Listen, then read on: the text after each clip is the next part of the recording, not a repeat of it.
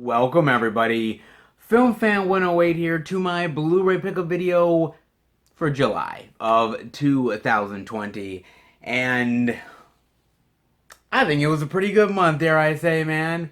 Ooh, baby, not half bad for the month, not half bad at all. So, let's get into it, shall we, with the first title that I picked up for the month, and that is none other than Rad, baby. Yeah, look at this. Woo! Damn right, Rad. The first of the Vinegar Syndrome haul, by the way. Oh, look at that wonderful slip. And on the back, slip on that side too. Very, very nice. And on the inside, I just kind of did that little slip there, part there. I could have picked this one here or this one here, but I picked this design here. Not that bad, man. And oh, baby, let's get into Rad. Now, truth be told, I have never seen Rad. Now, I've always told you guys that, to be honest, there's a lot of movies that have still passed me by, and I've watched a ton of movies. So sometimes there is ones that pass me by, even though, I've dived into so much media. I've still got a lot of stuff to check out, a lot of stuff to give a chance to. But when this got announced, everybody went literally bananas over this. Now, if you are a true movie collector in any sense of the word, at some point you'll hear about Rad. And what I mean by that is Rad has been one of these bucket list holy grail titles that people have been waiting for on physical media for a very, very long time. And I mean a really long time, man. It's just been stuck in VHS hell for a long time. Never even got a DVD release or a previous Blu-ray release, nothing like that. This is the 4K edition. So when they announced it, man, people went ape shit. And I can see why. This is one that people have been demanding for years upon years upon years, and it finally is coming. So the hype was real. And they made a huge amount for their sort of sale that they did. And by the way, this now is completely sold out. This is not actually now available. I mean, you could probably get this through eBay, but you're gonna be paying out the nose in a big bad way, man. This is completely now out of print. So I'm glad I did pick up a copy. But as far as the movie itself, basically it's about this young kid, Crew Jones, who is one of the best BMX bikers in his small little town, and there is a BMX sort of competition race that is coming to a small town, and he has the chance to enter into it and maybe win some prizes and maybe fulfill his dream of becoming a BMX, professional biker. And it's sort of his journey that he goes on to try to prove himself and trying to conquer Hell Track, baby. Yeah. It's basically your simple tale of a small town kid with big time dreams. And that's what this movie is about. And man, I had a lot of fun with this movie. I really honestly did. I mean, I knew it was the 80s. I knew it was going to be slightly cheesy. And by the way, let me also say this, is that some of these people are supposed to be like teens in this movie. I'm sorry, I don't know what constitutes as teens anymore, but back in the 80s, I'm sorry, this guy, Crew Jones, they picked an actor that did not look like his teens at all, or maybe early 20s, man. This guy looks like he's like 30-ish something, dude. I'm like, boy, they missed the mark by like 10 years on this guy. But he did a great job, though. Everybody did. Even Talia Shire from the Godfather movies is in here, playing the mother, for God's sakes. I'm like, oh my God, man. Even Lori Loughlin. By the way, this is pre-going to jail Lori Loughlin, just so you guys know, man. Before Full House and all that stuff, yeah. She was BMXing. And by the way, you know, in the movie, it's probably not even her doing the BMX tricks, man. It's probably like a stunt woman, and she just comes in at the end like, pretty good stunt, huh? Like, I'm like, no, you didn't even do it. Like, so, you know, but because there's this great sort of dance scene, um, it's not really a dance scene. It's like their music, and they're like riding their BMX bikes to the music, and they're like on top of the bikes, like doing tricks, like, oh, like this, and I'm like, and she's like gracefully on the bike. I'm like, honey, you are so not doing that, man. Like I'm like, yo, you're so faking it.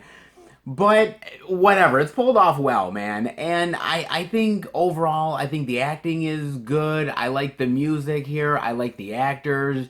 Even some of the old time actors. One of the guys I noticed him from like Fast Times at Ridgemont High. I'm like, oh my god, man, he's in here.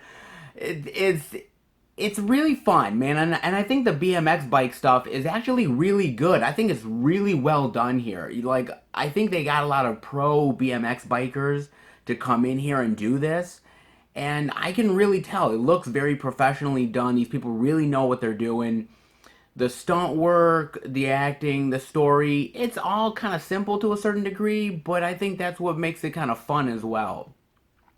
It's not too over the top, but it's just the right amount of cheesiness that I think it really works, and I think it sticks with you. Honestly, it's not bad. And also, by the way, the movie is directed by Hal Needham.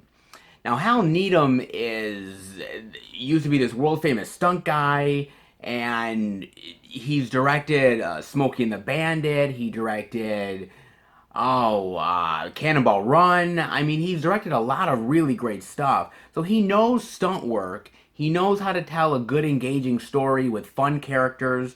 And I think Rad is another one of those on his list, man. I think he did a really great job here. And speaking of great job, I think Vinegar Syndrome did an awesome job here, man. I mean, the 4K looks pretty darn good. I mean, it's an older movie in the 80s, so it's not going to look absolutely pristine like some of the newer 4Ks do, but it looks really solid, really well done. Put a lot of effort into this one, guys. And the special features are really good here. You get 3 audio commentaries, all really fun with a lot of the actors. And they're just having a ball talking about this movie. The anecdotes and how people have come up to them over the years talking about the film. Really great stuff. On top of that, you have a lot of interviews with some of the actors. You have an interview with Hal Needham as well. And Hal's a great interview, man. He is so engaging of an interview. Talks about the movie and how the stunt work and how he didn't really know about BMX stuff and he had to sort of get a crash course in it. Really fantastic stuff here. On top of, I think it was a 25th anniversary event when it was the 25th anniversary for the film and how certain people came out with their BMXs and had people sign the VHS tapes and everything. And oh my god, and then back in the day, dude, this was really fun, dude. It was really fun, and now I can sort of check off Rad in sort of the bucket list category, man. But this is great, and I can see why people have loved it as much as they have over the years, and how they've connected with the film. Whether you love BMX, or whether you love the '80s, or whether you love sort of the cheesy soundtracks or the stunt work, like there's something for everybody here, and it's just fun. And those '80s like kids movies, like Rad, were just some of the best, man. They were really great, and Rad is just a great example of that, man. I'm so glad I got it now, especially now that it's sold out, man. Really well done. So happy I got this. Oh, '80s cheesy kids movie goodness. Can't beat it, guys. Not half bad. Hope you enjoy it. Well, if you get a chance to get this edition, definitely check it out. Not half bad. So good. Love my '80s. Rad. And the next pickup that I got, guys, is the second from the Vinegar Syndrome lot, and that is none other than Malabimba. Oh, look at that. She's praying her head off, man. Right here, not bad on that. And then on the flip side, oh, that's little nudity there, guys. Yeah, so it's got some interesting imagery there, and then I flipped it over to this image right here. Not bad, man. So let's get into Malabimba, shall we? This is actually a title that I had been considering buying before the halfway to Black Friday sale. And I held off on it. And there's certain titles that I will hold off on if I feel that it's going to be around by the time another sale sort of happens. And I was pretty confident that Malabimba was going to stay around, so I waited until the Black Friday sale decided to take advantage of it. And I'm glad I did. This movie is about a teenage girl named Bimba. And basically, there is this demonic, ghostly spirit that is inhabiting her body, and making her do very unspeakable sexual things, opening up her desires. And it's basically her fighting those urges and fighting those temptations and the journey she has with this entity that is inside her. And wow, oh man, I didn't know what to expect with this movie. Okay, man, I knew it was sort of almost like, another take on like The Exorcist or something, just a different version of it. And whereas Linda Blair in The Exorcist is sort of spitting up pea soup, and she's in bed and her face is looking all nasty and gnarly, and she's saying, fuck me, fuck me, fuck me. She's doing that stuff. Here, this girl Bimba is, her face is not fucked up. She's not laying in bed constantly. No, the spirit has just taken over her body and is wanting her to experience these desires in order to make her soul sort of like filthy in a lot of ways.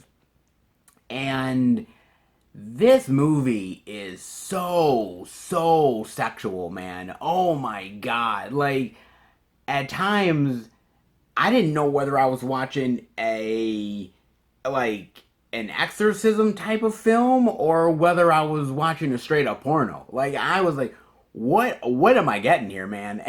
And boy, the lines blur like you couldn't believe, dude. It is so fascinating to me because I really liked the characters here. I liked the sleaziness of the movie, and boy, is it sleazy, man.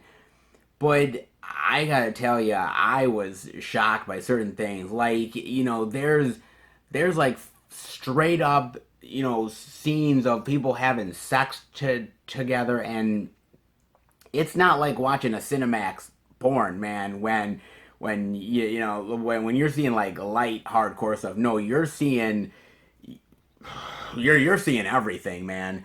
And they don't shy away, and and I'm like, okay, fine. But then something happens even more towards the halfway point of the film when it's like Bimba herself is doing something to her uncle. Okay, uh, let's just put it this way: she makes him very happy.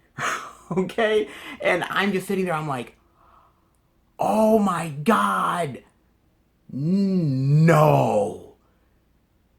Oh god. And I'm like, oh geez, they went there.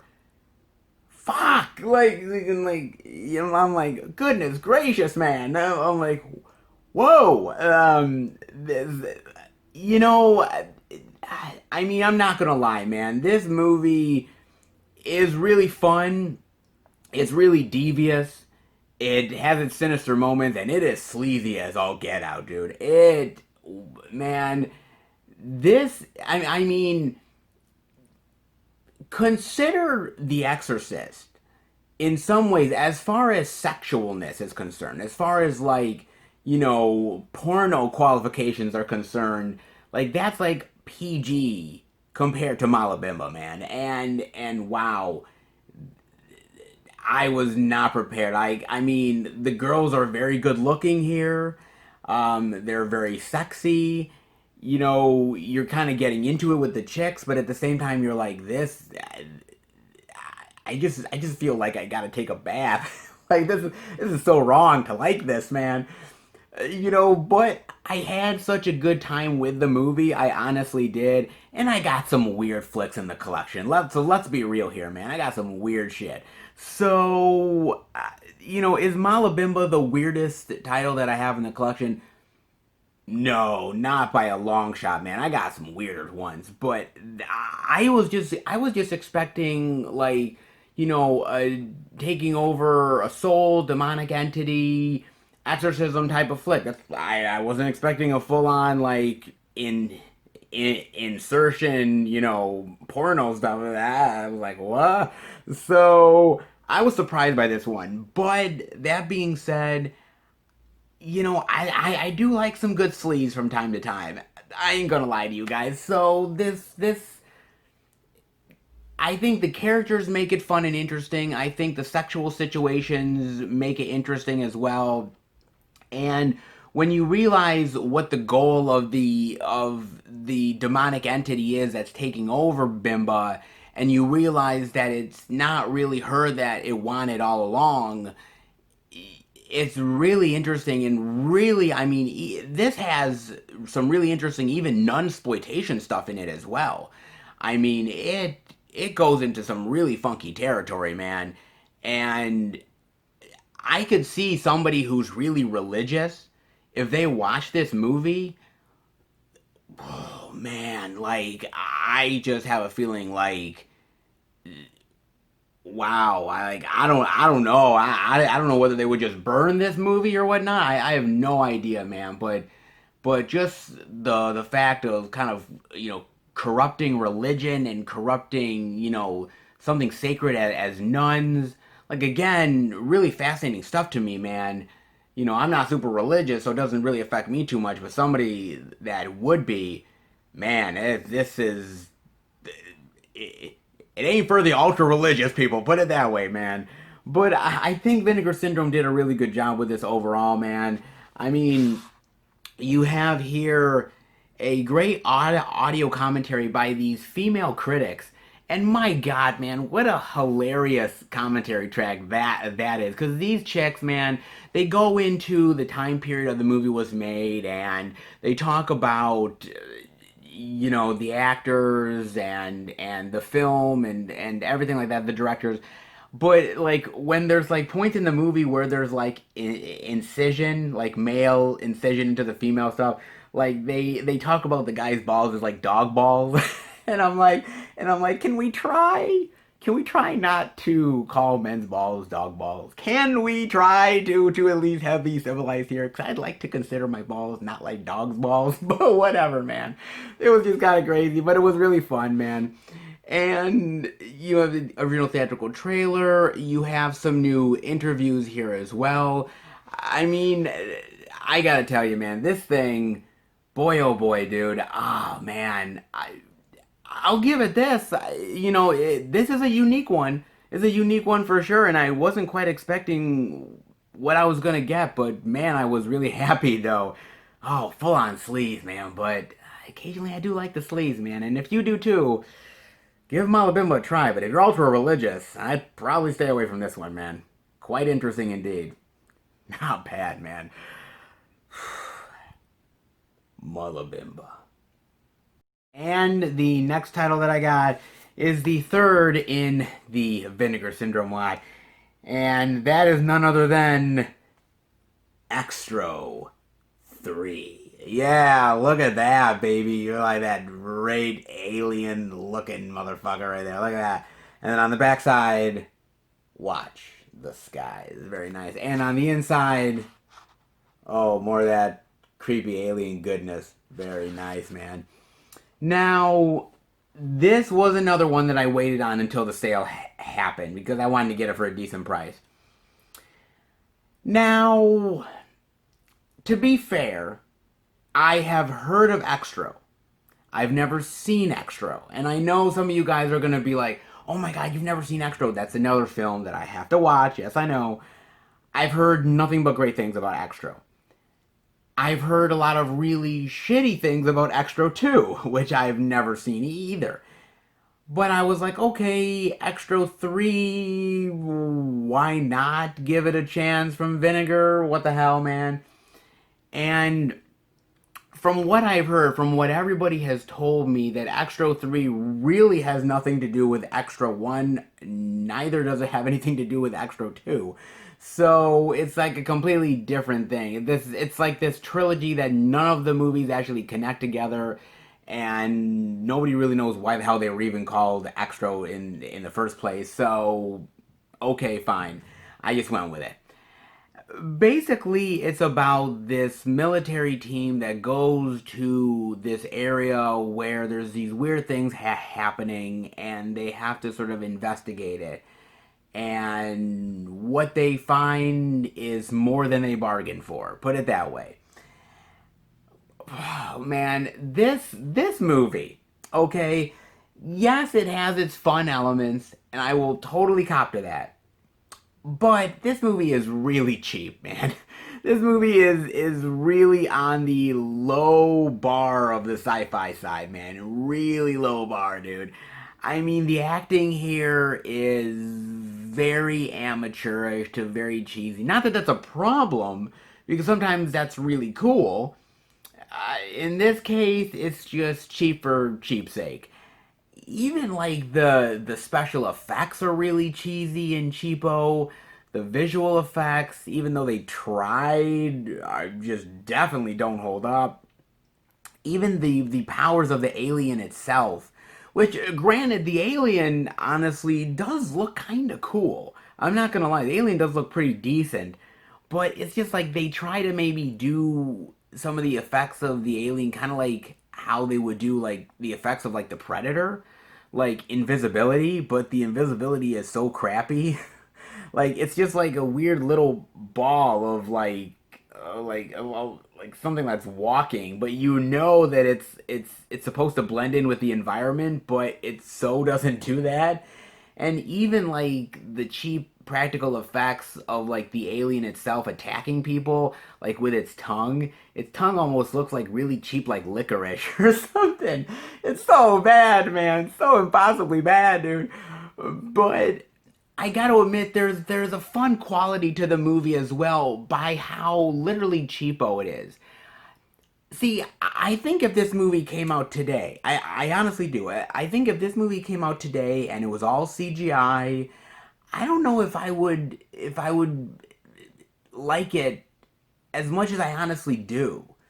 There's something about the old school practical effects, cheesy as they may be, that actually kind of, I don't know, it kind of makes me nostalgic for that time period. It really does. I mean, there's a lot wrong with this movie. I mean, the story and the acting and the special effects. I mean, even the fact that with the alien, we don't really get to see the alien a lot, honestly. Unfortunately, for most of the movie, really the alien is absolutely absent, and you're kind of wanting to see more of the alien because that's like the coolest part of the movie, and they just don't show it enough.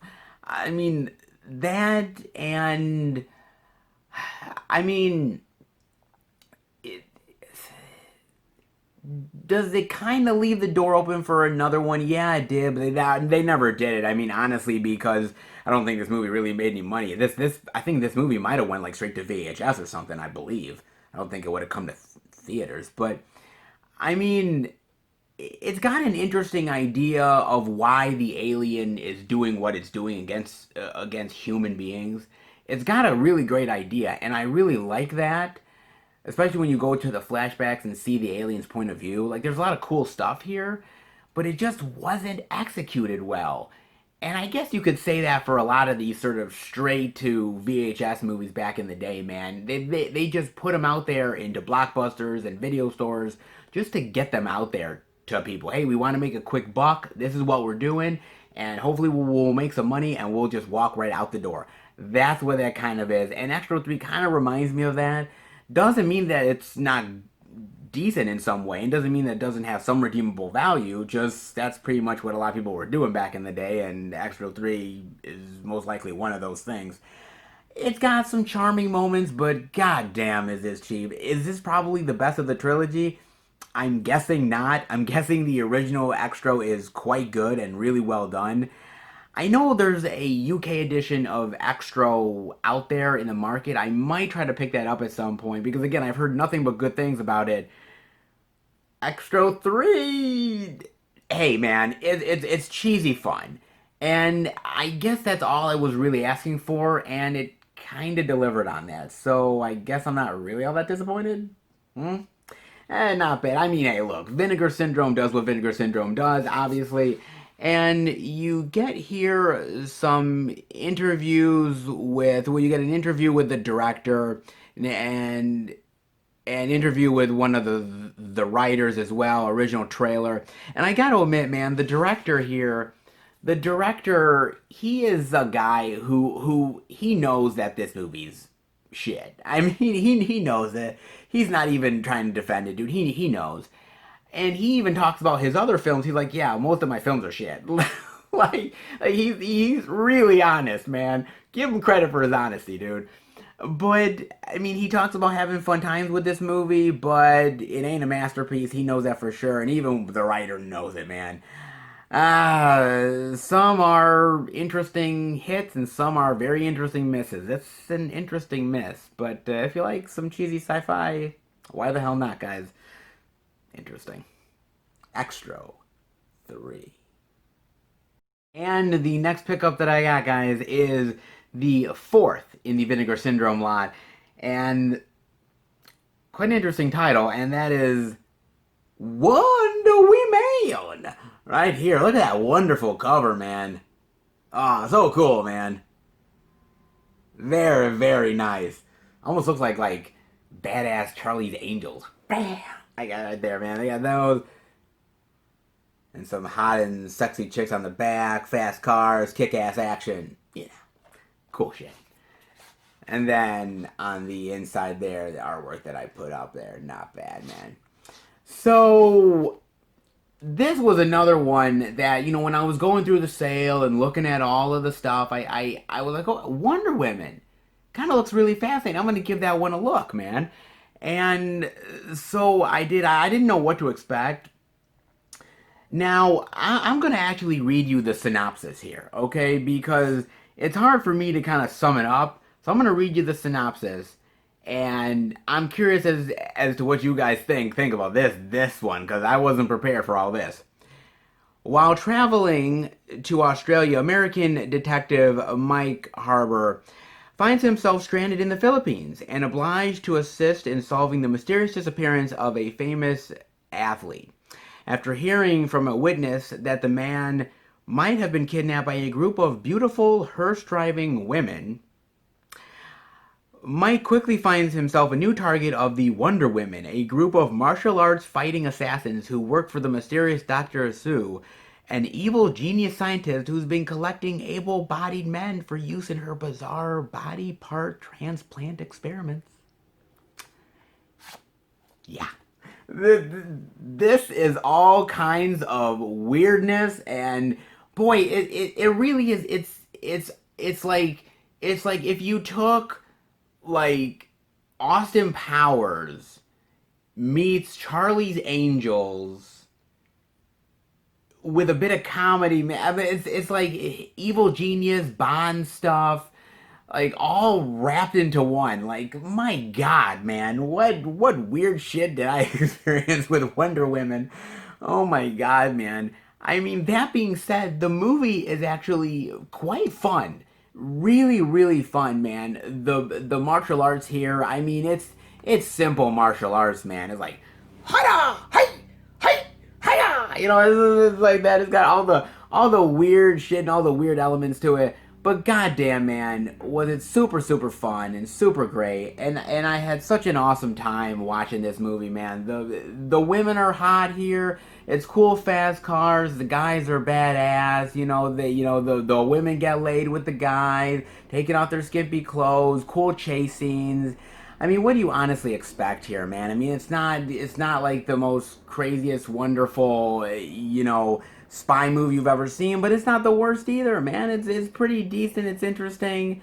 Look, I'm not gonna lie to you guys, man. I believe this was in the 70s, if I'm not mistaken. I believe it was. I believe it was done in like the 70s. Yeah, 1970, 1973, man. 1973 this was, and it definitely feels it, man. With sort of like it's almost like a sexploitation, action exploitation, martial arts exploitation movie with a weird sort of cheapo Bond villain esque thing, dude. So weird, so bizarre, but yet so fun. The weird way that they're transplanting the brains into people, and the Wonder Women are covering up for her, and how this guy has to lay these women and have sex with them in order to get further into his investigation. Like, oh my god, man! Like, it literally has elements that like Austin Powers has literally parodied, man. I mean, this is right for parody in all the right ways, dude. But so fun, man. And these sort of like exploitation films, man, they are literally some of the best. Honestly, they are really some of the best, dude. And I had a bunch of fun with this, man. And especially, by the way, a very young Sid Haig here, man. Sid Haig has a small role in this movie. He has a really fantastic mustache in here. So good, dude. He is fantastic here, man. And I was like, oh my god, that's Sid Haig! Like, he's in here, dude. He's so great, man. So a few surprises in here, but goddamn is it fun, man. And Vinegar Syndrome did a really good job where you get a commentary by the director, and he's really honest. He's talking about the movie, and he's talking about the actresses and the influences that he had and the making of it. Really great commentary. You also get the extended European version as well, and a Q&A from 2007 with a lot of the actors, including Sid Haig, and it was such a really great, interesting Q&A, especially seeing Sid Haig again and him talking about this movie and all the experiences they had on the set. Really fantastic stuff that they had for that. Theatrical trailer, TV spot, still galleries as well. Really great, man. Wow, this movie, man, is just it's pure 70s gold. That's what it is, man. It's pure 70s gold. And if you like some of the weird action, badass female 70s stuff from back in the day and haven't seen Wonder Woman, I'd get on it, guys. It's actually pretty darn good. All that cheesy, bam, goodness. Not half bad. Check it out. Wonder Woman. And the next pickup, and actually the last of the Vinegar Syndrome lot, I got a lot through them this time, guys. And that is none other than, oh wow, this is actually one I've been wanting for quite a while. And I'm so glad that I got it now. Such the great time to pick it up. And that is Nitrate to Tear. Oh, look at this, man. With this really great slip right here. With the bloody knife and the train tracks. Very nice. On the back. A rock band gives their final performance on a hellbound trip into the outer reaches of horror. Yeah, very nice right there. And on the inside,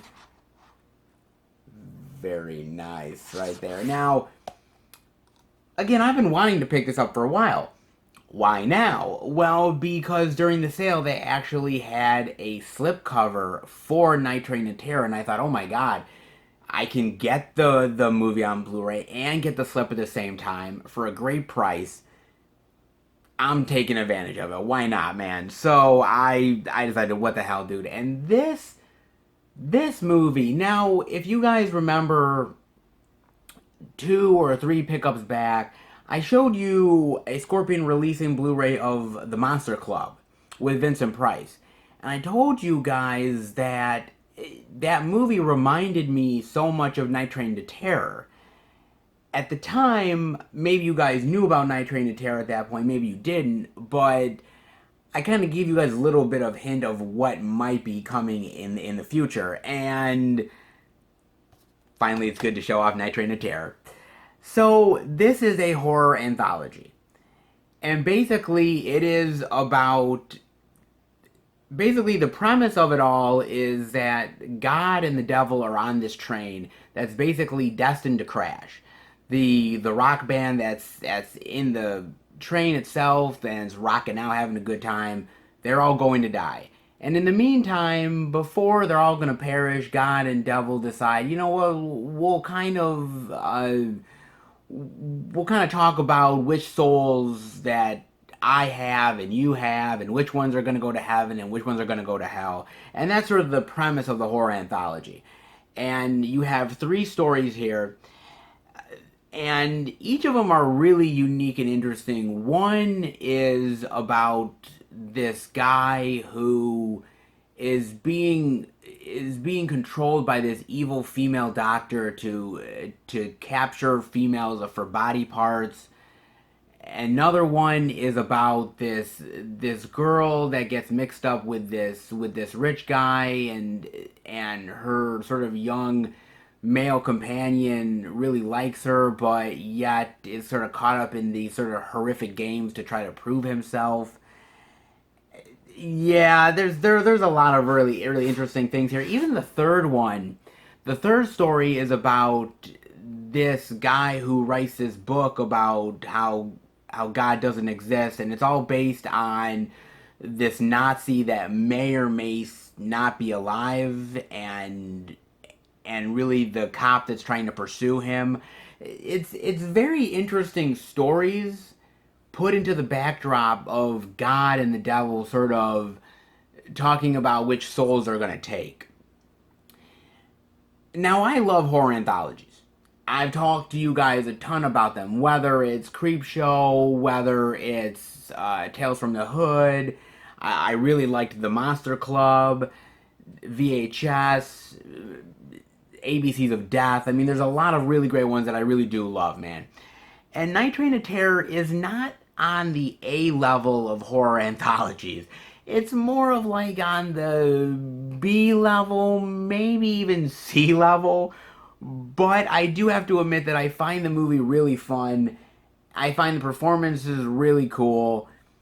And overall, it's a very sinister movie with some of the stories, but it's also really cheesy, and that's what makes it fun. It's like pure 80s cheese. But again, if it wasn't that, it would just be kind of boring. So I think in a lot of ways, the cheesiness actually benefits from it. The stories are very fascinating and very interesting because, in fact, what's weird about it is that really when you're shooting a horror anthology, you're shooting the stories as if they were short stories that you're inserting into a larger narrative. With these stories that are in the horror anthology, actually, these were originally supposed to be actual theatrical movies. They were shot as theatrical films, like full on theatrical movies. And what happened was the distributors didn't finish them, and they went in limbo. And while they were making this horror anthology, they decided they were going to take those stories that were originally those full feature length films, and they decided to actually cut them down into short stories. Now, some of that works, some of that doesn't, but it's really fascinating. And it's interesting to take an idea of a horror anthology and take a feature length movie and shorten it into a short story. Some of the storytelling gets a little jumbled, some of it doesn't make sense, some of the editing is all over the place. But when you realize that's what the true intention was, you kind of forgive it a little bit. But as I said, I think it's really phenomenal of a horror tale just for the sake of what they were able to accomplish with cutting down theatrical movies into a short story premise. And also just how fun the movie is, because in between the sinister moments, you have this rock band playing.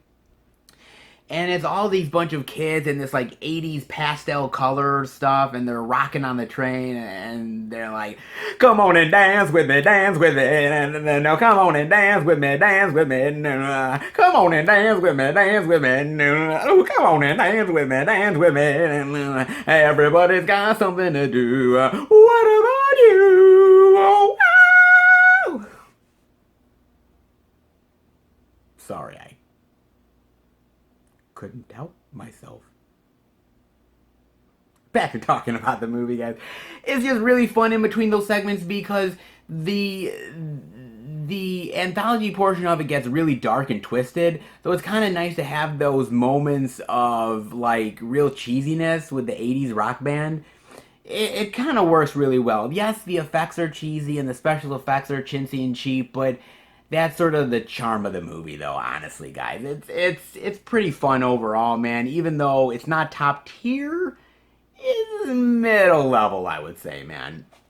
But honestly, Vinegar Syndrome gave it a lot of love, man. You get here an interview with producer and director, and he really talks about the making of this movie and why this movie was made and utilizing the lost footage to put in the anthologies. You also get an interview with the assistant editor. You get a bonus feature film, which is Greta. Now, Greta is actually one of the anthology episodes. And when you see it in the anthology, it's really cut very weird and edited very odd.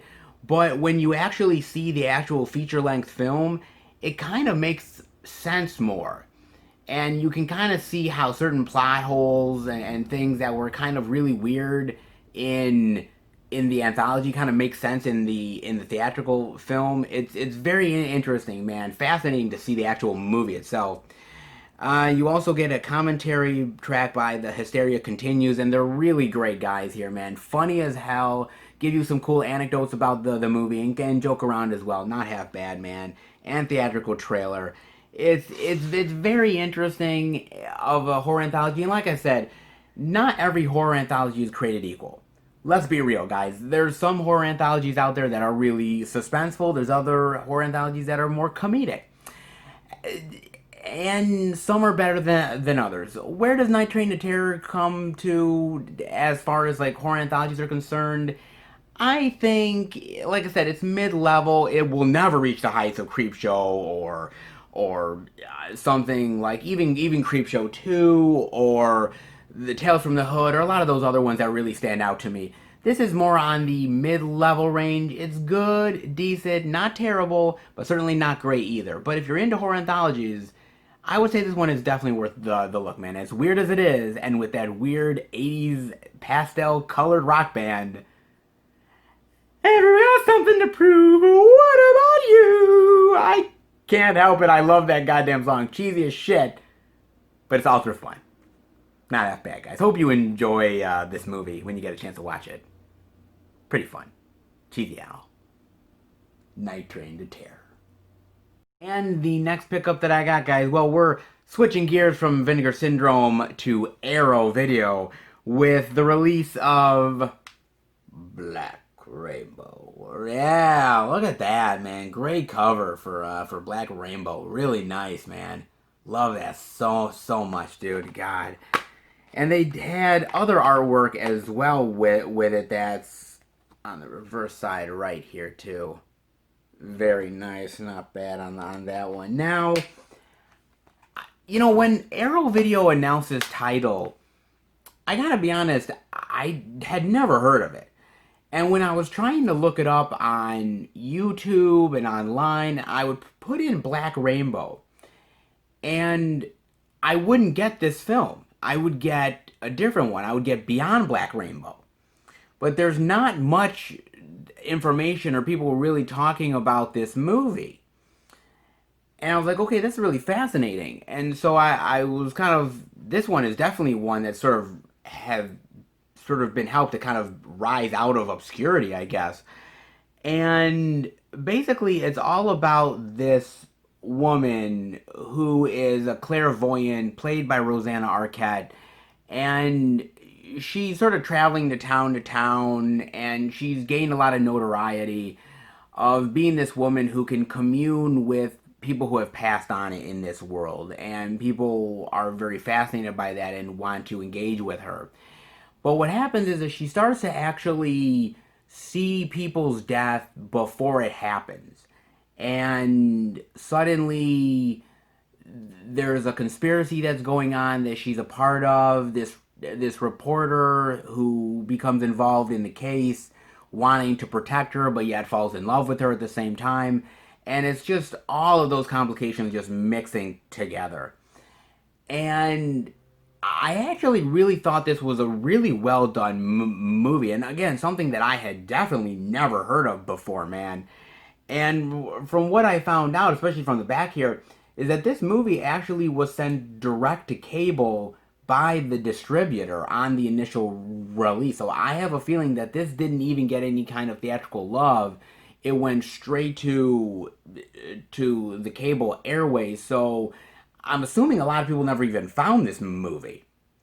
But it's it's really fascinating because I love the acting here. Rosanna Arquette is, first of all, in this movie, she's absolutely stunning. She's beautiful, and she's very, she's kind of like, she kind of tries to come off as angelic to people, but she's very sort of seductress in a lot of ways, and just wants to kind of feel something other than feeling other people's pain.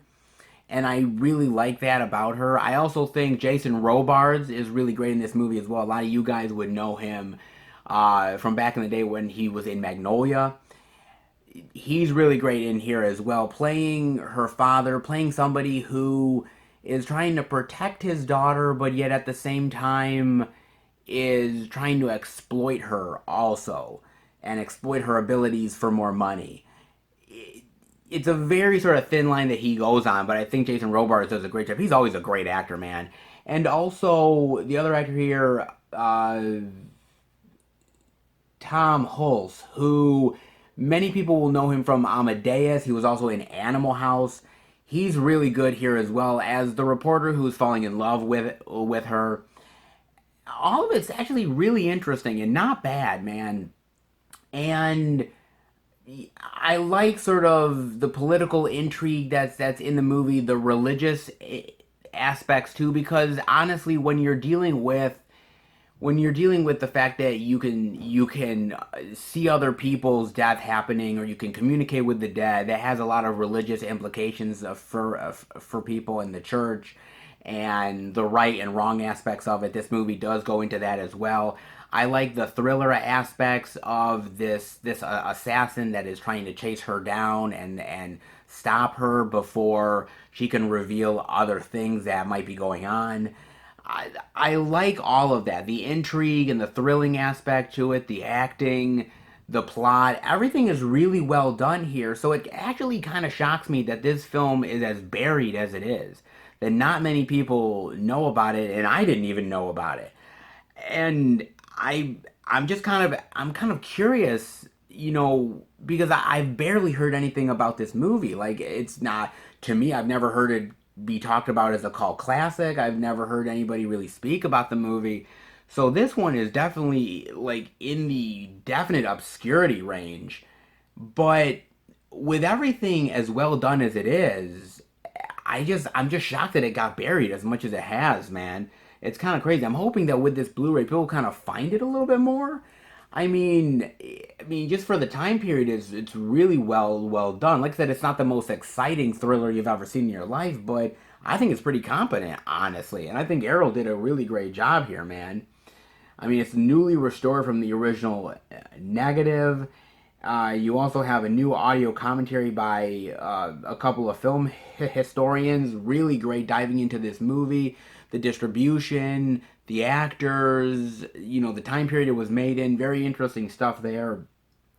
You also get a archival audio commentary by the writer and director, and he's very interested in talking about this movie, diving into every aspect of the film making and how this movie didn't get its really fair shot. That's really great commentary too. You also get a message in a bottle archival making of documentary. And it's a really nice making of. It kind of explained a few things about the process of making the movie and certain decisions that they did.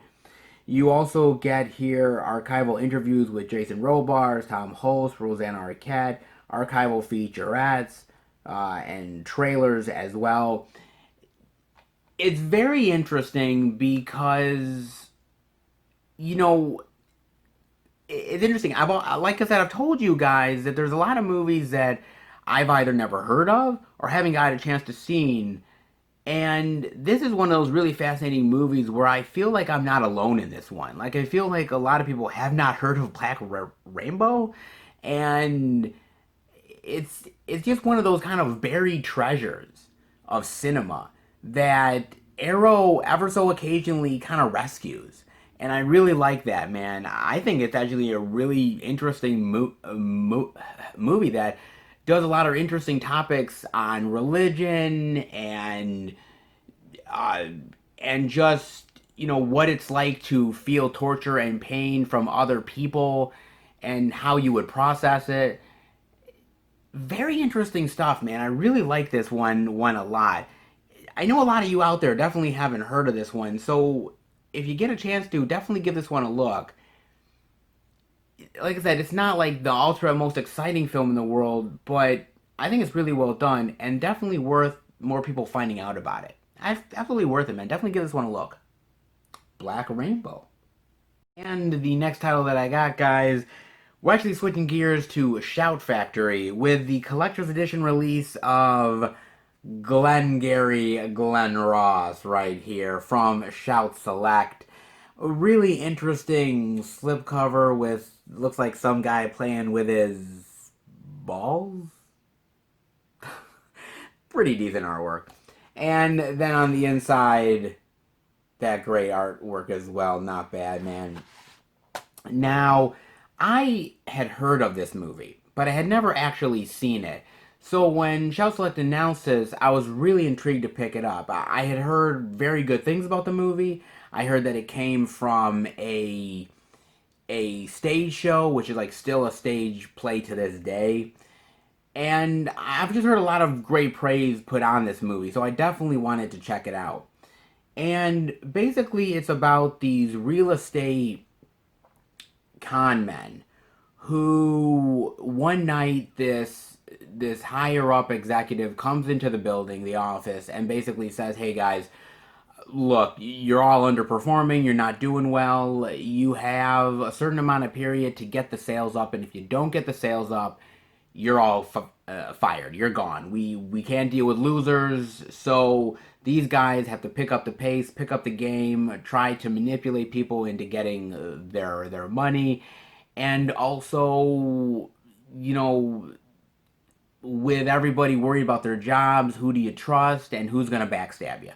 So that's really what this is about, man. And I have to admit, I thought the movie was going to be kind of dry, but honestly, I was so proven wrong. I mean, I watched this with my girlfriend and I was like riveted to the TV watching every single moment of this movie.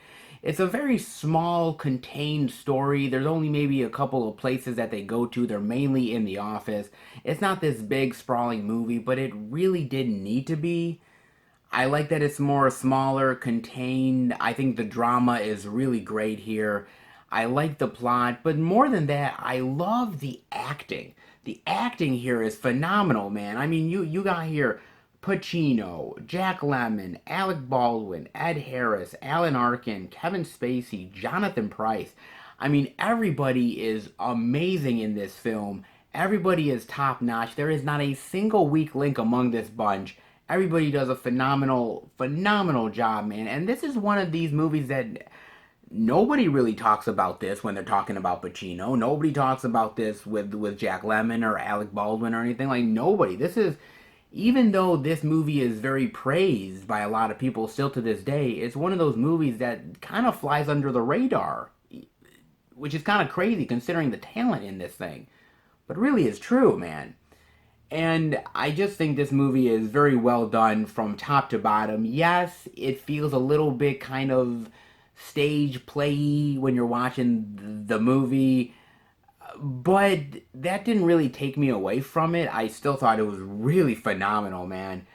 And it's just, it felt to me like a time that sort of passed us by in America, of these salesmen who would go out there and sell you a product, right? And the product would be whatever it's meant to be, right? vacuums or property or whatever, and they go door to door and talk to you, and they have their leads, and okay, well, this person is this with their family and this, and they brought in a mailer that they were interested in talking about what we had to offer, so we went and saw them, and trying to sort of like manipulate you into getting their product and selling it to you, sort of a bygone era. Now that we deal with the internet and stuff like that, like this is sort of a long time ago when those kind of jobs existed. Not that they haven't fully gone away, but they're reduced in a major way, man. But people like this used to exist, crazy enough, man. And it's just a bygone era that I was really fascinated to sort of check out how they sort of spun this tale of sort of deceit and who can you trust and desperation. So well done, man. And I thought the show selected a really great job here. Picture quality is really good, but the special features are fantastic, man. You have a new conversation with the director, James Foley, and he is very honest about adapting the stage play to the film, the differences he wanted to bring to it. And what is so fascinating about the conversation that he has here, I thought it was amazing. So he actually, right, how he got this project was actually Al Pacino was very interested in working with James Foley, and so they brought him all these projects, right? And one of the projects that they actually brought to him was Seven. Al Pacino brought him the project of Seven to him, and they passed on Seven and passed on a lot of other projects, and instead picked Glenn Ross.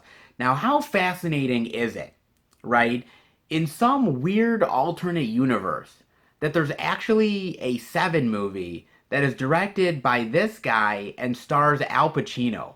How fucking weird and crazy that is. I thought that was wild, man. I'm like, oh my god. So Al Pacino brought him all these projects, including Seven.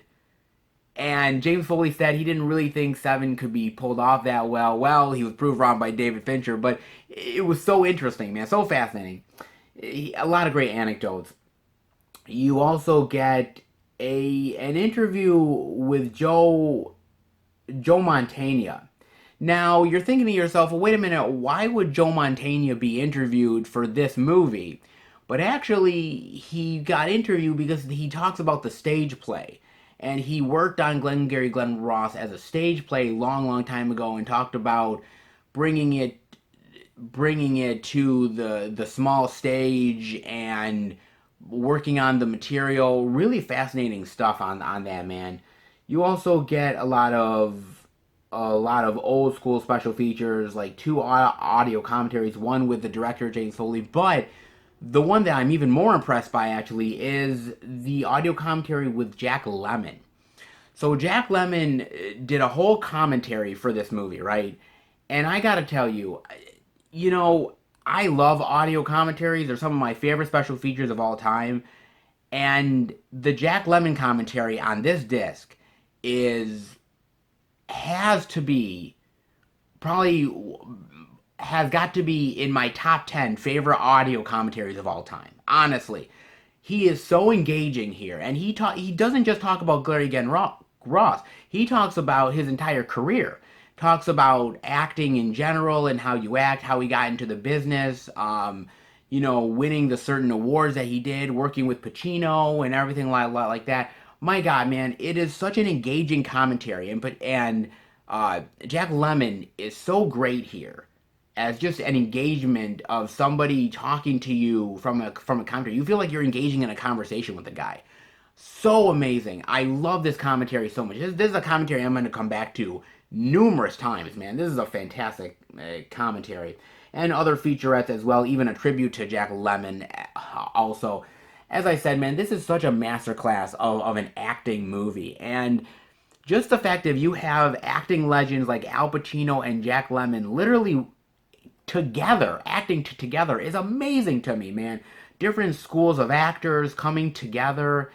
It's really fascinating, man. And, if you're looking for a movie that is literally the definition of powerhouse acting. Man, Glenn Ross is amazing, and I can't recommend it enough, dude. It feels small in scale. It's a small movie, but just the acting alone is well worth it, man. So great. I love this movie so much. I had a great time with this movie, and the drama and everything, man, well worth it. Well worth it. I was blown away by this movie, and I can see why it has all the praise in the world. Honestly, it does, man. So good. Pleasantly surprised, but in a great way, man. Glengarry, Glenn Ross. And the next pickup that I got, guys, well, we're back on the Fulci train again, guys. Yes, more Fulci for the collection with Grindhouse releasing's release of Cat in the Brain. Yeah, look at that, man. Really great addition. I love look at that art so much, man. This is a really great addition. You also end up getting the soundtrack to Cat in the Brain as well. Very nice there. And, of course, the man himself, Lucio Fulci, baby. Yeah, look at that. Wonderful release. So, if you guys have been keeping up with the pickup videos for quite a while, you know that I am on the hunt for all things Fulci. And I am slowly but surely working my way to getting towards that goal and add another one to the list with Cat in the Brain. So, this one I've known about, this release I've known about for a while, and I've always wanted to pick it up, but there was always other movies to get and all other things, and so I finally eventually pulled the trigger on this one. Now, this is actually one of Lucio Fulci's last films that he directed. This is more later in Fulci's career. This is not really the ultimate last movie he made. Yes, this is one of the last ones, but actually, a movie like Voices from Beyond actually was, I think, like the last one or the second to last one that he did, something like that. This was close to this one in directing, though, but he directed this before he directed Voices from Beyond. But basically, this movie is about actually Lucio Fulci. Lucio Fulci is in this thing, and basically it's about him directing this horror movie, and it's really affecting him, and it's affecting the way he sees people and the world around him, and he's just looking at the world as very ultra violent and very gory and bloody, and it's just like him going mad and crazy over all the things that he's directed, and he's finally going insane in the head, and what's reality and what's fake. Sometimes it's hard to tell the difference, but can Fulci really figure out the two? Well, you have to watch the movie to find out, guys. But it's actually really good, man. It's fun, and I actually give Fulci a lot of credit for actually being in the movie and acting and being like the lead star in this, because he goes through the ringer, man. I mean, this guy is literally losing his fucking mind, man. I mean, at every turn, even this girl in this wheelchair, he just looks like this disgusting, gross corpse that's coming at him, and he's like being repulsed by it, and everything he sees is just one gory piece of meat after another, and he does a great job, man. He does a great job acting paranoid and slowly losing his mind and thinking everyone's out to get him. He does a really great job here, and by all means, I wouldn't say that maybe this might be his most goriest and bloodiest film, but my God, it's got to be up there, man. I mean, there's gore up the ass, people getting chainsawed, heads coming off, people getting run over. Good lord, man. Blood spurting out all over the place. It's really fucking bloody, man. And it's almost like Lucio just loves every single second of it, man. My God, dude. It's fun. it's wild, it's ridiculous, it's over the top. I mean, there's one part in the movie where like this guy that's working on the film set is getting chased by Lucio Fulci. Fulci's driving in his car and he's trying to run this guy down. And this guy's like, he's kind of running and he's like, why are you doing this, Lucio? Why? And I'm thinking to myself, maybe because he wants to kill you, bitch. Like, I mean, just saying. I mean, Jesus, that might be the reason why he's trying to run you over with the car. I mean, oh Lord, man, it's depraved, it's perverted, it's sick, and my God, it's pure Fulci, dude. It's awesome. It really, honestly, is great. I mean, there's even scenes from some of his other movies that are put in here, that he's quote unquote directing. Like it's really fascinating. And you know what? There's not many directors that actually sort of put themselves in that movie experience of acting themselves in a film. Some have done it. Alfred Hitchcock has. M. Night Shyamalan has. A few other directors have done it a time or two. Kevin Smith, but Fulci, man, Fulci just goes for it. And I think what's great about this movie is that Fulci sort of takes all of the opinions that people have had about his movies over the years and all the opinions about him and sort of put this in this movie of just kind of making fun of all that and sort of throwing it back at people's faces. And I think it's really great, man. It's gory as shit. It's bloody as all hell, but it's just a really fun, demented time. And I gotta give Fulci a lot of credit. I think honestly, this is at the end of Fulci's career. Fulci honestly could give two shits about who he offends and who he doesn't, and he's just gonna milk people's anger and their depravity towards him for all it's worth, and he really does here, man. And give Fulci a lot of credit, dude. This is really cool, and I always kind of was curious about this movie, and I'm glad I did.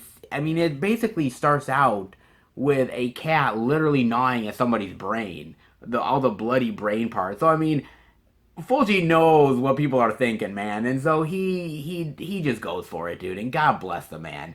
It's really great, dude. And you have here in-depth interviews with director Lucio Fulci and star Brett Halsey.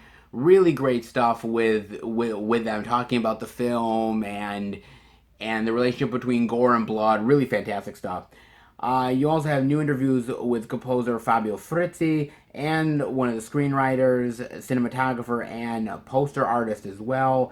It also includes Lucio Fulci's heroic appearance at the 1996 New York City Fangoria Weekend of Horrors. Now, actually, Lucio Fulci did die in 1996, I believe. So this was the same year that he passed. My God, man.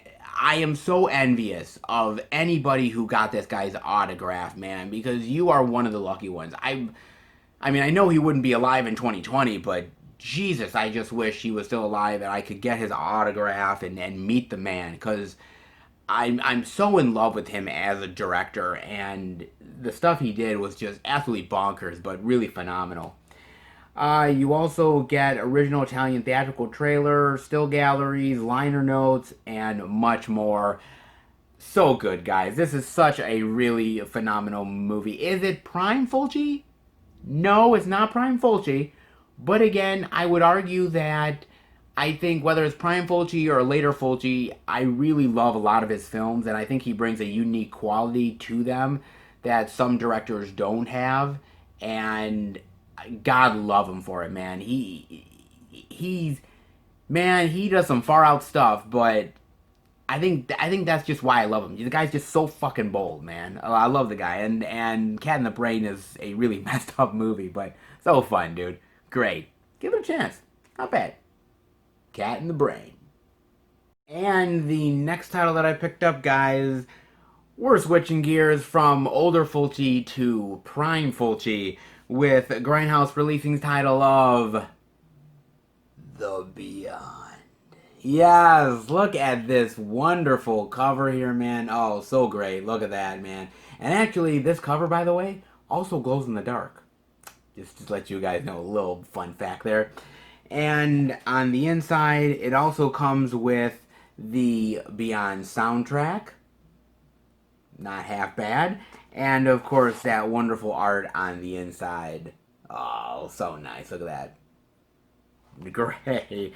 Grindhouse Releasing does a really good job, man. Their releases are always pretty much top notch, man.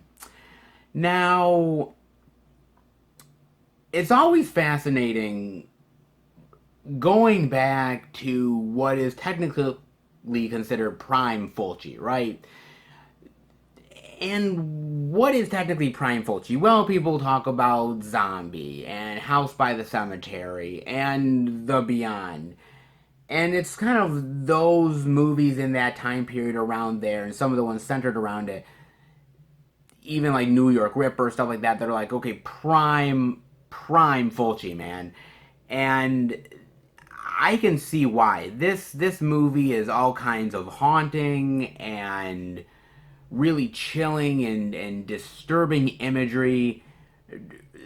Literally the stuff of nightmares, man. Now, basically, it's about this haunted hotel. And this woman is trying to get that haunted hotel back up and running again and sort of making it like it used to be, making money off it. And what she doesn't realize that it's actually been built over one of the 7 gateways to hell. God, I really hope that's in the brochure, man. That might actually bring more tourists, right? Like the goth lovers out there and all the horror fans. Like, oh my God, it's built on one of the 7 gateways of hell. Like, awesome, bro. Like I can imagine that. There's some weird, fucked up people in this world, dude. But yes, it is, and it's the gateway is trying to open up and all kinds of horrific things are happening. Now, what do you get in this movie? Well, I'm just gonna let the back speak for itself, man. Let's see here. You get oozy crucifixions, brutal chain whippings, eyeball impalements, sulfuric acid meltdowns, flesh eating tarantulas, throat shedding demon dogs, and ravenous bloodthirsty zombies. Yeah. My goodness, man. It just might as well just throw the fucking kitchen sink in it as well. Jesus, man. There's a lot of shit. But you know, it's one of the 7 gateways to hell, come on, man. You're bound to get that and more. It's really gory and bloody and twisted and sick and demented, and it's some of the best Fulci, honestly. It really is, man. I say that with every Fulci film, but it really is true because I think Fulci is one of the best masters of horror, honestly. And this movie very much reminded me of something like House by the Cemetery. It very much reminded me of that sort of claustrophobic nature of being stuck in some place and how you just can't escape whatever horrific stuff is going on around you. I thought the acting was really well done here. I thought the special effects, the gore, the makeup, the especially the eyeball impalement. Like, I'm like, my God, man. Like, Fulci was able to pull off not one but 2 great eyeball impalements. Like the first one in Zombie that is still talked about to this day, and a really great one here in The Beyond, man. He's really good at that shit. But it's really well done, and I like sort of the feeling of almost feeling helplessness and how you just can't escape all of the horrific stuff that is going on around you, man. I love how people are slowly dying around them and how this woman is kind of at first kind of naive about it, but then she's slowly getting to understand what's going on. And by the time she knows, man, it's just too late, dude. it's really well done. It's really thrilling. It's chilling. It's atmospheric. It's creepy. Fulci does a great job here, as he always does with these type of movies, and this one is no exception, man. Really well done. This is definitely in the prime of Fulci's career, but it doesn't take away the other films that he's done. But this is one of those ones that definitely people remember from Fulci the most, and I can see why, because some of the imagery in here and some of the nightmarish scenarios would definitely get under anybody's skin, man. Uh, when Fulci turns it on, and he does a great job, he is firing on all cylinders, and The Beyond is one of those that is some of the best Fulci by far, man. Really great. And Grindhouse Releasing did a really great job on this, as they always do, guys. You get here a provocative commentary by stars Catriona MacColl and genre superstar David Warbeck. And, honestly, it's always been said that Fulci has always kind of been tough on his female co-stars, people he's directed, and he's always sort of given them a rough time. And, she's very honest about it. They're honest about the difficulties with Fulci, but also really praising the movie and praising Fulci and understanding that his influence on this thing is just what makes it really classic, and the great commentary on that. You also get new in-depth interviews with a bunch of the stars of the film, production manager, makeup artist, some of the writers as well, cinematographer, and they honestly really talk about the difficulties with making the movie, the stories from the set, working with Fulci, writing the film, how they wanted the film to look. Very different aspects of the production all covered here. Really well done, man. You also get rare archival interviews with director Lucio Fulci as well, which is really great, man. Fulci, I love just Fulci talking, man, because just diving into his knowledge of cinema and what he wanted to accomplish with this movie, really fascinating, man. You also get the lost German pre-credit sequence in full color. The original sequence here is more in black and white. This is more color. Fascinating, but I do like the more black and white stuff better, though. I do like that. It is fascinating to have it in the set of extras, though. You have liner notes, still galleries, theatrical trailers, and of course the bonus CD as well. Not bad, man. Like I said, I love Fulci, and I really do mean it when I say that, to me, he is honestly one of the best horror filmmakers of all time. I think he's up there with Craven. He's up there with Carpenter. He's up there with Hitchcock and all the great ones, man. He honestly is. And this movie really proves it, along with a lot of his other masterpieces. Whether you're a fan of Prime Fulci or more later in Fulci's life, I think you can't deny that he's a really great icon for the horror genre. And movies like this really prove it, man. Not bad, man. Definitely get up on this if you're interested. What am I talking about? Fulci is always great, man. No matter what movie. Get up on Fulci. You won't regret it. The Beyond. And the next title that I picked up, guys, is a Shout Factory release, specifically Scream Factory, and that is none other than Orca, the Killer Whale. Oh, look at that, man. Really great theatrical art. Look at that, man. I love him on top of the whale, like, ah, like with the spear. So great, man. Now, there was other art on the flip side here. This wonderful, interesting art, man. But I decided to stick with the great theatrical art. So cool, man. Now, truth be told, I wasn't actually going to pick this title up. I really had no interest in it whatsoever. When they announced the title, I said to myself, I'm like, okay, that's a cool enough title. I'm sure people are really going to be happy about it, but I have absolutely zero interest in it. And it really was my friend John was so adamant that I picked this thing up. I mean, he really was like oh, dude, you are so missing out. This is such a great movie. You're gonna love it. And it was his sort of persistence where I was like, oh, okay, fine, fine, I'll get it. That sort of made me even pick it up in the first place. Now, basically, the movie is about Captain Nolan, played by Richard Harris, and he is a fisherman who is trying to capture a whale in order to, give it to a zoo and sort of make money off it. And he ends up capturing this female.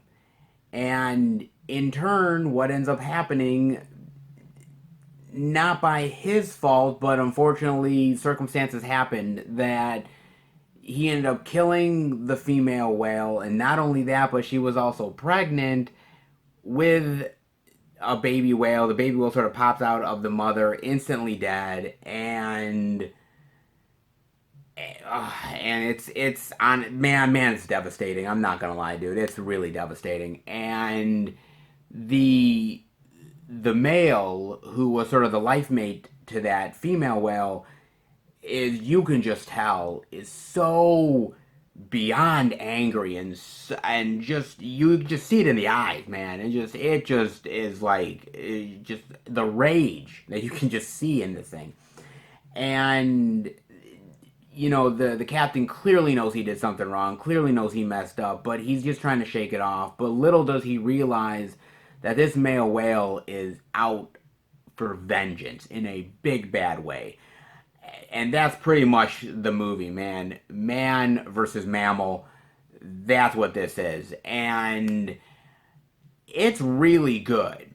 I mean, it is really great. And big kudos to my friend John for suggesting that I get this, because I'm not going to lie, at first I was like, why, man? It just be because over the years I had heard about this movie. And all the things I had heard about it was like, oh, it's a Jaws ripoff, and yeah, it ain't that good. Heard that over and over and over again. And I just started to believe it.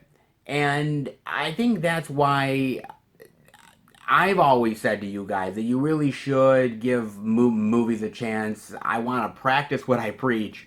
And so I decided, look, I'm going to give this thing a chance, and I'm glad I did, because it really is nothing like Jaws in a lot of ways. I mean, yes, it's a mammal like a whale going after a human, but it's a totally different thing. Like with Jaws, it's just a killer, really killing and just going at people. With this whale has beef with this fisherman. Like literally is out for vengeance and out for retribution. And you could see that this whale is really smart and cunning and knows what it's doing to mess with this fisherman and wanting to attack him. And it's just the two sides really going at one another, and who's going to prevail.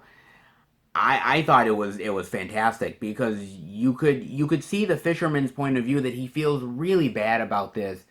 He should have never done it in the first place, but man, he just knows he fucked up, knows he can't really atone for this. He's just got to try to move forward, and yet at the same time, this whale just won't let it be, man. And it's gonna get him one way or another. I love the drama. I love the great acting by everybody. Now, mind you, I saw this movie with my girlfriend, and she's looking at Richard Harris, who plays the lead role of the fisherman, the captain. And she's looking at him, she's like, my God, he looks so familiar. And she's looking at the eyes, very, very familiar. And my girlfriend's a huge Harry Potter fan. And I said, you don't remember Richard Harris? And she's like, no. And she's like, God. And I had to remind her that he played Dumbledore in the first two Harry Potter movies. And she was like, oh my God, he did? Are you really? And I'm like, yeah, he totally did. And she totally didn't recognize him. This is much younger Richard Harris, honestly. But I mean, once she started to see the facial stuff and the eyes and recognize him, she's like, oh yeah, that's him. And so it was really fascinating for her to see him, in this type of role, killing whales after she's seen him as sort of sweet old Dumbledore. So I'm like, sorry to burst the bubble, but whatever. And no, man, it's a really great movie. The action is really great with the whale. I really like sort of the drama you get with the whale, because it's not just about him being a killer. It's about sympathizing with him, understanding what this whale is going through, and what the fisherman is going through as well, with the guilt that he's dealing with, and the vengeance that he wants to go after the whale also. And honestly, it's just a really well done movie. I like the footage of the whales. I like how they were able to cleverly put the footage of the whales into the action and how they combine the two. It's kind of interesting because this is way before any kind of CGI. This was 1977, way before you could ever incorporate anything like that. So I thought they did it really cleverly and really smart, and I thought they did it really well done, man.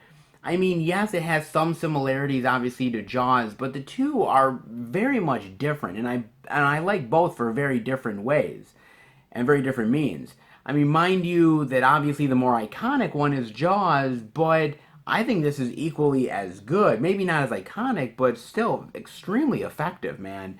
I really like this one quite a bit, and I'm really glad that Scream Factory put this out, man. I mean, you only get here a theatrical trailer and an audio commentary with a film historian. But I gotta admit, the audio commentary is really great here. Because really diving into the facts of the time, making the movie, the comparisons to Jaws, really great knowledge in this commentary that makes this disc even more worth it than just the movie itself. But really fantastic movie. Again, if you like uh, killer animal movies, killer mammal stuff, if you like, things like Jaws, then definitely give Orca a chance. It's not as brutal as Jaws is, but I think it's extremely effective, and I really like the drama between, a vengeful whale and a man who knows what mistakes he did. He can't escape it, but he's gonna try to fight this thing regardless. It has shades of Moby Dick in there as well. Really interesting stuff here, man. Definitely give this one a look. I thoroughly enjoyed it, and I thank my friend John so much for definitely persisting for me getting this, because this was a really pleasant surprise, man. Really love this one quite a bit. Orca, the killer whale. And the next title that I picked up, guys, is a release from MVD Classics, and that is none other than Natalie, Escape from Hell. Very interesting cover art, man. Apparently she loves whipping women. Oh boy. So one day I was on Facebook, and MVD is promoting their upcoming releases. Okay, cool. And one of them was Natalia Escape from Hell. And I was like, okay, that looks really interesting. And once I found out what it was about, which is basically this escape from prison type of movie, it kind of intrigued me, because those are movies that I'm really starting to get into a little bit more. Now, this movie is about this Russian doctor that gets imprisoned by Nazis, and basically it's just her struggles and dilemmas while being imprisoned by the Nazis in general. And I gotta tell you, I liked the trailer. I liked what I was starting to see, and I thought, okay, this looks really interesting to me. But once I got into the movie, I hate to say it, but I really didn't care for this movie all that much. And it's a shame, but it really is true. And I think the problem here, for me at least, is that it just gets kind of boring and it gets lifeless. And at a certain point, you no longer really give a shit about what's happening here. I mean, I like the idea of women in prison movies. I've started to really like that stuff. I've started to buy certain movies that are that way. I think that genre is pretty cool. Very very exploitative, but can be really fun at times. And I thought I was going to get the same fun here, but not so much, man.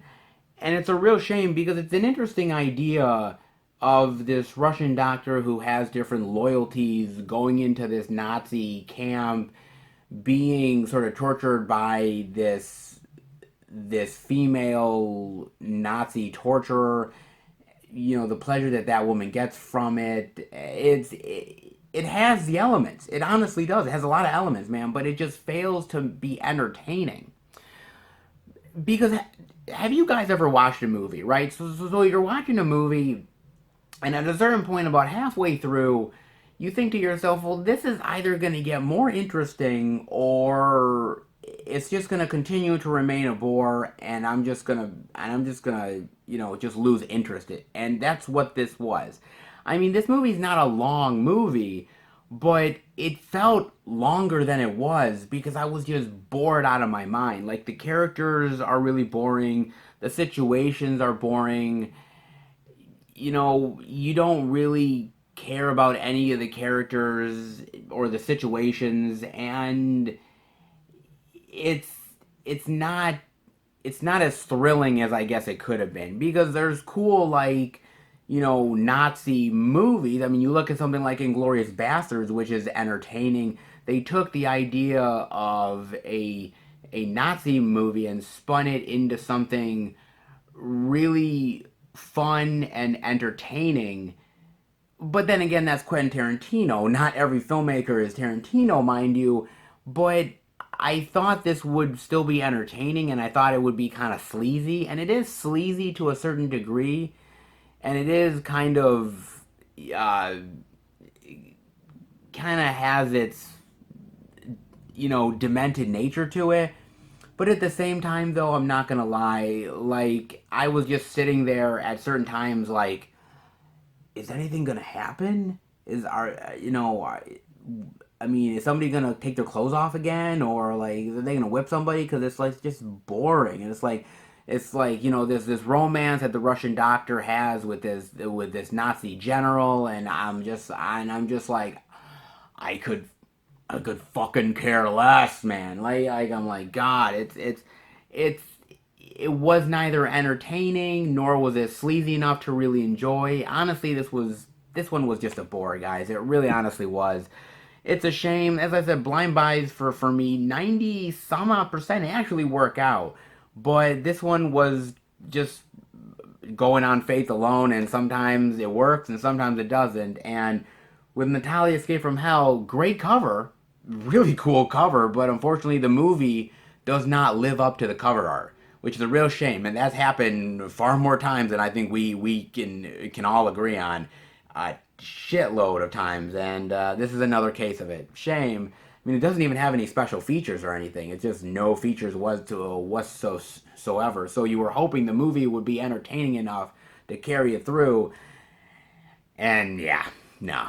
I hate to say it, guys, but this one's a real dud. Shame. Could have been cool. Had a lot of potential, but failed a lot. It happens. Natali, Escape from Hell. And my last pickup that I got, guys, is a SOV MOD release. Confused? I'll explain. And that is none other than Ozone. Now, this is actually the signature edition. On the back, it has the director signing it, which is very, very nice. And on the inside, you also get the original released artwork there as well. But the slip is actually really cool also, man. Now, as I said, SOVMOD means shot on video. So this is a shot on video movie. It's not on film, on video, which is very different. And MOD meaning made on demand. So this is a made on demand disc. Basically, it's from Tempe Digital.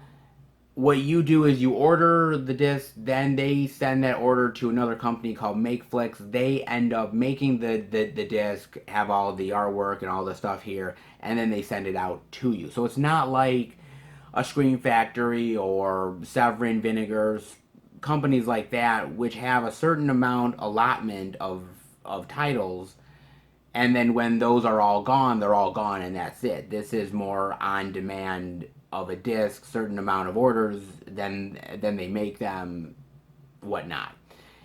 Is that a better business practice? Not as good? Well, that depends on you guys. Definitely let me know what you think about that. But I was interested in this movie by the images I was seeing on Facebook, the trailer. It looked like some weird movie that David Cronenberg would direct, or something like Nightbreed. And I thought, okay, this is really interesting. I'm gonna kind of give this a look. And basically about this detective who ends up getting injected with this new designer drug that's on the street, and it's sort of his journey of trying to find out what's going on with this drug, who's manufactured it, but in the meantime realizing that all the people that are involved are like these weird mutant like creatures, and what can he trust, what's reality, what's exactly going on here.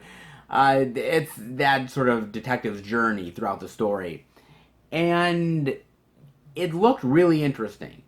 And I was definitely interested in checking this one out. And I know a lot of my subscribers are into certain shot on video films. And a lot of people have asked me to sort of start to get into some of those ones as well. And I haven't really in the past gotten into many of that type of movies where it's shot on video. Not that those movies are bad necessarily, but I just never felt the need to get into it. I like more movies that are shot on film. I like the film look. Video looks kind of way too kind of cheaply done to me and kind of chintzy, and I never really got into it. But for Ozone, I decided to say, what the hell, I'm going to try it. And truth be told, I was disappointed with the movie. It has nothing to do with the shot on video stuff. That's fine, whatever. I felt like the movie was just really cheaply made regardless. I mean, it's got interesting ideas to it. It's got interesting creature designs, but everything down from the acting to the special effects to the story, the editing, the music, everything to me just kind of felt wrong about the movie. I never actually really like engaged in the movie as much as I wanted to. The problem is it's an interesting story, but the acting took me right out of it, and it's like you're watching dinner theater. I mean, I'm not gonna lie, man. It's like you're watching dinner theater, and you're sitting there like, oh, okay. I guess if I were to pay $5 to go into a shoddy rundown theater, and I guess if they make a stage play out of this, I guess it could be cool. But I said for a movie, the problem is if you can't pull it off successfully, then it just kind of comes off as sort of cheaply done. It is a fun movie. I like some of the. I mean, not all the special effects are bad. Things like exploding heads, and there's a really great sequence at the beginning of the movie where this guy injects himself with the drug, and sort of like veins are sort of coming out, almost like balloons popping, and his head bursting, and it's really cool. It's interesting, and some of the designs of the creatures look pretty decent. But again, it just felt like it's a really ambitious movie, and the budget just didn't support the ambition. And that's a real shame, man, because this movie has a lot going for it, a lot of cool ideas, but it just wasn't executed the best. And it's interesting because now we look at things like Kickstarter and Indiegogo, and we look at all that stuff, and it's kind of interesting because when you look at that, now with crowdfunding, and you could make movies more successful, you could make something that could end up being cheap and useless and make it out to be something really great through fan support. Unfortunately, this movie came out in 1994, the middle of the 90s, where there was really nothing like that whatsoever. And so I believe if you could make this now, you could probably benefit from quite a bit of crowdfunding stuff that you didn't have access to otherwise. Unfortunately, this movie just kind of suffered a little bit, and it's a real shame. Like I said, it's got cool creature effects at times. The special effects, some are not good and some are pretty decent. They use a little bit of CGI-ish, and it's it's like I said, I think Ozone if Ozone was directed by Cronenberg or Clive Barker, or God knows who else, man. I mean, who could do an amazing job with this material and just spin it into something really, really great, like George Romero or something, like taking this material and just giving it into the hands of a master filmmaker. This movie would be amazing. But this director has ambition, but the budget behind it just didn't work. And for one of my first major forays into shot on video, I am a bit disappointed. Am I gonna stay away from shot on video? No, I'd like to continue checking out more within the shot on video genre, but they gotta be good stories. They gotta have good effects. They have to somewhat have the budget to justify why they're making the movie. Yeah, everybody wants to make a movie. Hell, I would love to make a movie. But I know that there's a certain budget that I gotta make it for, and if I can't get the right effects, then what's really the point? I mean, there was filmmakers that back in the day could do that stuff. You look at somebody like an Ed Wood. Ed Wood could do that with cheaply made sets, and bad acting and put it in black and white because back in the 50s, that was cool to do. The bar gets upped every now and again, every decade, so you have to do better. I appreciate the effort, but I did think it kind of fell short, honestly, to be truthful. But that being said, man, look, it is a well-made disc. I mean, there's a lot of stuff here, audio commentaries and interviews and production galleries and artwork galleries, behind-the-scenes footage with optional commentary, early test footage, digital trailers, so much more. I mean, there's a lot of great stuff here, and they do dive into the making of all of it, but unfortunately, I'm just disappointed by it, and it's a real shame because I was looking forward to it. And again, this is another blind buy that I was just willing to give a chance to, but it really, unfortunately, let me down, man. It let me down in a big bad way. So, kind of a dud, but hey, you know what? You never know until you actually watch them. And when you do, then you truly know. And look, I definitely wanted to give this a chance, and I'm glad. A lot of people are really going to like this movie. The gore, the splatter stuff, it's all cool. And there's going to be a certain enjoyment for some people, but for me, I can watch certain better movies and get more enjoyment out of it. But still fascinating, but just not for me, guys. But it could be for you. Definitely give it a look. Ozone. Alright, everybody.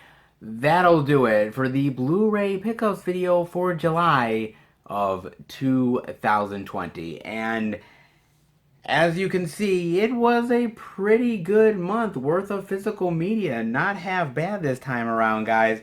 I hope you guys were satisfied with my pickups, and I hope you guys picked up something good. If you did, definitely let me know. I'm dying to know what you picked up for the month of July. And now we are heading towards the pickups for August. And wow, man, there's going to be a lot of good stuff for August. You have horror anthologies, women in prison flicks, a good amount of Severin titles that I picked up, including more Fulci goodness, plus so much more, guys. I think you guys are really going to be satisfied with those August pickups. They're going to blow your mind. They blew my mind. I think you guys are really going to love it in a big, bad way, man. So definitely stay tuned to that. But I hope you enjoyed this video. If you did, definitely give it the thumbs up. And if you're new to the channel, welcome. Check out the other Blu-ray pickup videos that I've done. The Blu-ray DVD Tuesday videos I do every single week. The theatrical movie reviews with my friends. Movie hunting videos. And my live streams as well. Plus much more content. If you love movies and physical media, hit subscribe and become a part of the Film Fan Nation. I want to thank my wonderful subscribers out there for watching the videos, subscribing, commenting, give me really great feedback. I truly appreciate it. You guys are beyond wonderful. Some of the best subscribers on YouTube. I appreciate each and every one of you. You give the love to me, and I hope I give the love right back to you as well. So thank you. So if you love how I talk about movies and physical media, definitely hit subscribe and keep up to date with everything I'm doing through Instagram, Twitter, and Facebook, FilmFan108. Keep up to date with everything I'm doing, plus special pictures and videos I do from time to time on social media as well. Alright guys, this was quite the good month, and trust me, more is yet to come. So I hope you enjoyed it, and I will see you back next time for another Blu-ray pickup video. Take care everybody, and happy hunting.